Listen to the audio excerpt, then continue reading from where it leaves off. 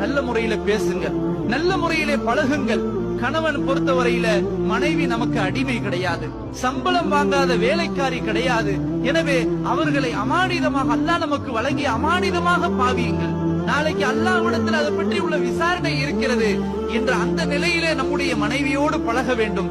கணவன் மனைவி என்ற உறவை இறைவன் ஏற்படுத்தி இருப்பது சந்தோஷமாக இருக்க வேண்டும், நிம்மதியாக இருக்க வேண்டும் என்பதற்காகத்தான் அல்லாஹ் ஜோடியை, துணையை ஏற்படுத்தி இருக்கிறான்.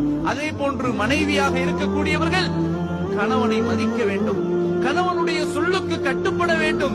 கணவனுக்கு நீங்கள் கட்டுப்பட்டு நடந்தால்தான் உங்களுடைய வாழ்க்கையில சுபிட்சம் இருக்கிறது, நிம்மதி இருக்கிறது. கணவனுக்கு கட்டுப்பட மறுத்தால் அங்கு உங்களுக்கு தண்டனை இருக்கிறது என்று நம்முடைய மார்க்கம் சொல்லுகிறது.